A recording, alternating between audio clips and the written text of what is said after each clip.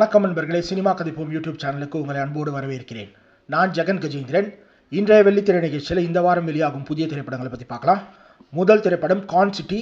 இதை power house pictures தயாரிச்சிருக்காங்க. இந்த ஹரிஷ் துரைராஜ் இயக்கியிருக்காரு. இதில் அர்ஜுன் தாஸ், ஆனா பென் உள்ளிட்டோர் நடிச்சிருக்காங்க. அடுத்து ஹார்டின். இது Trident arts, step one studios ஆகிய நிறுவனங்கள் தயாரிச்சிருக்காங்க. இதை கிஷோர் குமார் இயக்கியிருக்காரு. இதில் மடோனா செபாஸ்டின், சனந்த் குமார் உள்ளிட்டோர் நடிச்சிருக்காங்க.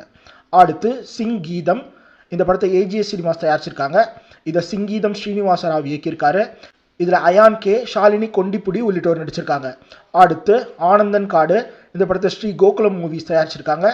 இது ஜிஎன் கிருஷ்ணகுமார் இயக்கியிருக்காரு. இதில் ஆர்யா, முரளி கோபி உள்ளிட்டோர் நடிச்சிருக்காங்க. அடுத்து அந்தரன். இந்த படத்தை ஸ்ரீ கிருஷ்ணா பிக்சர்ஸ் தயாரிச்சிருக்காங்க. இது சந்தோஷ் ராவணன் இயக்கியிருக்காரு. இதில் பிரஜின் பத்மநாபன், இவானா வருண் உள்ளிட்டோர் நடிச்சிருக்காங்க. அடுத்து அங்கீகாரம். இதை ஸ்வஸ்திக் விஷன்ஸ் தயாரிச்சிருக்காங்க. இது தென்பதியன் இயக்கியிருக்காரு. இதில் கோட்டப்படி, ஜே ராஜேஷ், சிந்தூரி விஸ்வநாத் உள்ளிட்டோர் நடிச்சிருக்காங்க. அடுத்து ப்ராமிஸ். இந்த படத்தை சங்கமித்ரன் ப்ரொடக்ஷன், அம்மா ஆர்ட்ஸ் கிரியேஷன்ஸ் ஆகிய நிறுவனங்கள் தயாரிச்சிருக்காங்க. இதை அருண்குமார் சேகரன் இயக்கியிருக்காரு. இதில் அருண்குமார் சேகரன், நதியா சோமு உள்ளிட்டோர் நடிச்சிருக்காங்க. அடுத்து சூப்பர் கேர்ள். இந்த படத்தை டிசி ஸ்டுடியோஸ், ட்ரால்கோட் என்டர்டெயின்மெண்ட், த சாஃப்ரன் கம்பெனி ஆகிய நிறுவனங்கள் தயாரிச்சிருக்காங்க. இதை கிரேக் கில்லஸ்பி இயக்கியிருக்காரு. இதில் மில்லி ஆல்காக், மத்தியாஸ் ஷியோனார்ட்ஸ் உள்ளிட்டோர் நடிச்சிருக்காங்க.